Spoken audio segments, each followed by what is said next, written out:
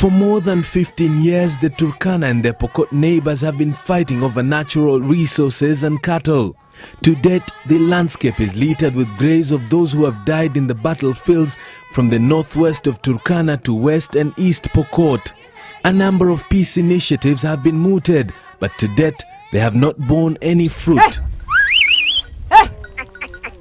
In the northwest of Kenya, herdsmen normally take their flock to graze, armed with guns, bows and arrows and spears. Should they come under attack, they will defend themselves and even kill to save their livestock.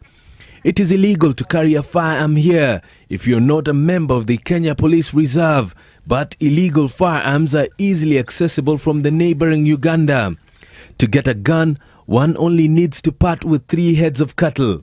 There are 3 reasons why these 2 communities, the Turkana and the Pokot, would fight. Water, cattle and grass, all of which are in abundance here.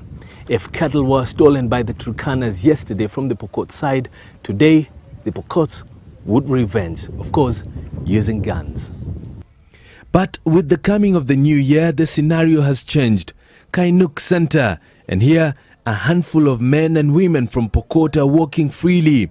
This is Turkana territory, but because there is no hostility, the 2 communities appear to be in harmony, but only just. Monitoring and cattle rustling in the arid and semi-arid areas of the country has led to a huge loss of life in the area, leading to the recent deployment of KDF officers to the Turkana Pokot area.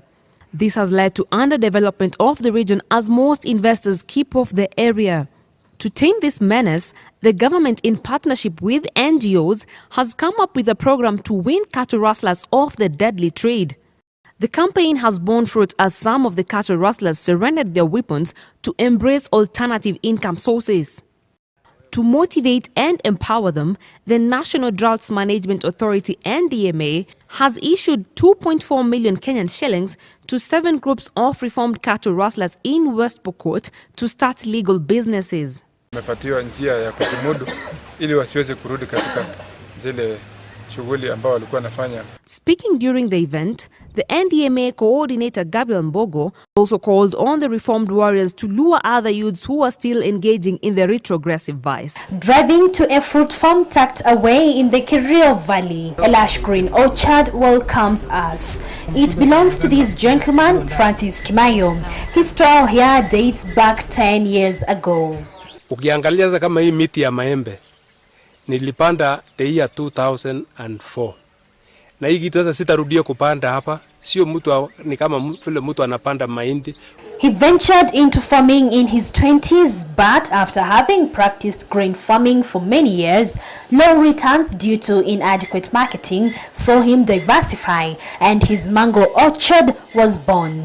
Nilitembea Ukambani 1998, 97, ingawa sikumbuki sana. Na nikaona kilimo ya maembe. Pia nikatembea upande wa Bwani, Mombasa, nikaona pia kilimo ya maembe. Alafu wakati niliporudi 98, 99, nikasema na kwa nini nisijaribu kupanda maembe katika hii Kerio Valley.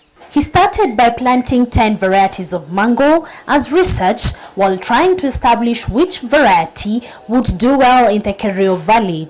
Only 6 varieties impressed, apple mango top on his list. Watu wa sokoni ambao au wateja ambao wanafurahia kukula ni apple ni number 1. But the journey has many challenges as well. For instance, soil erosion. On his 30-acre farm, Kimayo would be harvesting in bulk, but once in a while, he loses his mango trees to soil erosion. Kaanza kuweka watu wachimbe mitaro na ya kuzuia mvua ikinyesha mchanga isiwe ikiondolewa mpaka bahari. Nikafanya hiyo na nimefanya kwa hii shamba zaidi ya mita 3,500 kwa hii shamba peke yake. Sorghum is always viewed as a crop for the poor and marginalized in arid and semi-arid regions. But farmers in Koitilial in Rift Valley province have known the importance of planting this grain.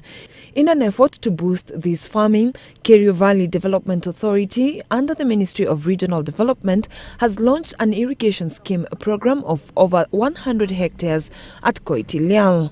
Challenge then would be to ensure that we have adequate water for irrigation. And where we are in Koitilial, we have River Road, where we're planning to do an hydro. At the same time, do irrigation for about 20,000 hectares. The newly appointed KVDA Managing Director David Kimsop pointed out that the move will give rise to the economy of the country since the demand for the crop is at its peak. We're looking at under Vision 2030 to increase this up to about 600,000 hectares.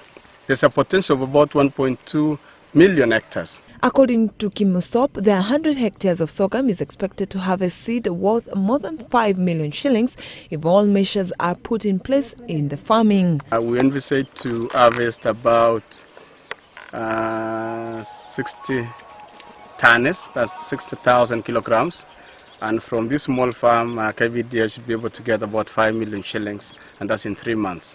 So you can see the potential of irrigation. Residents here welcomed the move and could not hide their joy. Anasaidia sisi sana kuliko mbuzi au ng'ombe. Kwa sababu ng'ombe kama unauza hata ng'ombe hapa hapana pata pesa kama ya ng'ombe hii. Tunaweza kusomesha watoto wetu bila shida yoyote. Hata usaidizi tunasema tunataka usaidizi kutoka serikali. Hiyo tutawacha hiyo kwa sababu tunatosheka.